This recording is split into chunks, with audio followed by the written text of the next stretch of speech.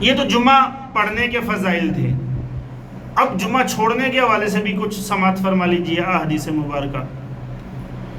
حضرت ابو ہریرہ رضی اللہ تعالیٰ عنہ سے روایت اور حضرت عبداللہ بن عمر رضی اللہ تعالیٰ عنہما سے بھی یہ روایت ملتی ہے.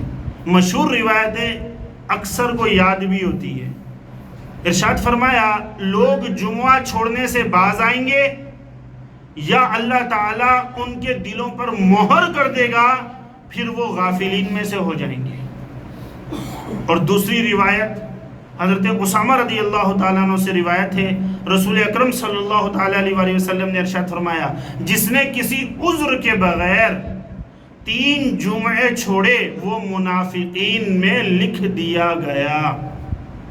جس نے کسی عذر کے بغیر 3 جمعے چھوڑے وہ منافقین میں لکھ دیا گیا. محترم اسلامی بھائیو، یہ آیت نمبر 85 تھی جو آیتیں ہم ڈسکس کر رہے ہیں. 89 آیتیں جو یا ایھا الذین آمنو کے خوبصورت الفاظ سے شروع ہوتی ہیں. اللہ سبحانہ و تعالیٰ نے ایمان والوں سے خطاب فرمایا ہے قرآن مجید فرقان حمید میں. وہ 89 ٹوٹل آیتیں اور اس میں سے ہم 85 تک اللہ کے فضل اور اس کی رحمت سے پہنچ گئے ہیں. بقیہ انشاءاللہ 4 اور رہتی ہیں اللہ نے چاہا تو یہ سلسلہ ہمارا اللہ کی فضل اور اس کی توفیق اور اس کی رحمت سے ہم پورا کر لیں گے. یعنی ان 89 کو ہم نے پڑھا سنا سیکھنے اور سکھانے کی کوشش کی ہے جو اللہ نے ایمان والوں کو براہ راست قرآن مجید فرقان حمید میں حکم ارشاد فرمایا ہے. اب یہاں پر جمعۃ المبارک کے حوالے سے ایک بات ضرور عرض کرتا چلوں.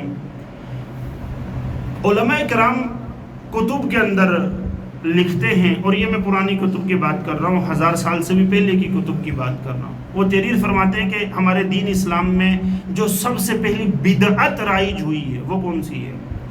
اس کے حوالے سے کلام فرماتے ہوئے لکھتے ہیں کہ اسلام میں سب سے پہلی بدعت جو آئی وہ نماز جمعہ کے لیے لیٹ جانے کی تھی. مطلب پہلے لوگوں کا طریقہ کار یہ ہوتا تھا سحری کے وقت میں چراغ لے کر اندھیرے میں راستوں پر چلتے ہوئے جامع مسجد کی طرف جا رہے ہوتے تھے تاکہ جمعے کے لیے وقت پر پہنچ جائیں. فجر کے بعد جا رہے ہوتے تھے تاکہ جمعے کی نماز کے لیے وقت پر پہنچیں اور جلدی سے جلدی، کیونکہ جلدی پہنچنے کی فضیلتیں ہیں وہ ابھی ڈسکس نہیں کر رہا کیونکہ اتنا وقت نہیں ہے ان فضیلتوں کو ڈسکس کیا جائے.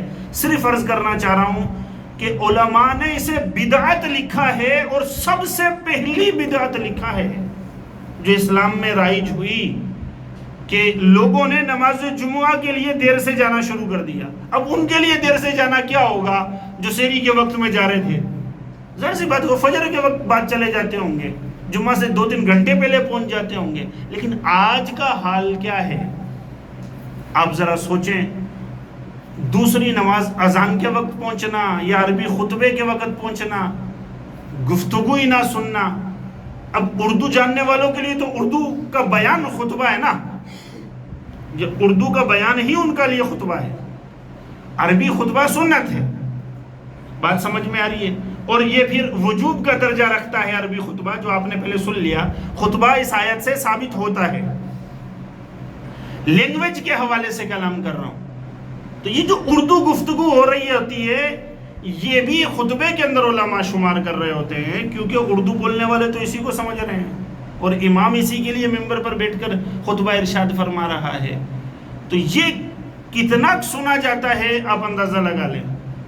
تو جمعۃ المبارک کی نماز کے لیے جو دیر سے آنے والا معاملہ ہے نا، کوشش کریں اپنی زندگی سے اسے نکالنے کی.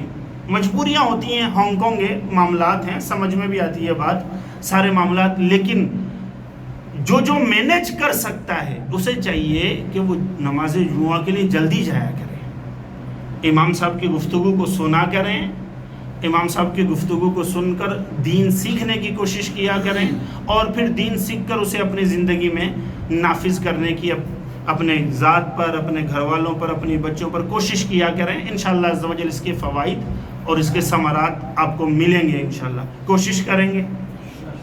مزید اس کے جو تجارت وغیرہ کے احکامات ہیں اس میں سے صرف ایک بات سماعت فرما لیجئے کہ حکم یہ ہے، آپ نے آیت میں سن لیا، جب جمعے کی اذان ہو جائے اور یہ بتا چکا کہ اس سے مراد پہلی اذان ہے، دوسری اذان نہیں، تو تمام خرید و فروخت بند کر دینی چاہیے. پہلے کے لوگوں کا طریقہ کار مسلمانوں کا یہاں تک لکھا گیا، جوتا سینے والا اپنی ستاری جوتے میں ڈالتا تھا.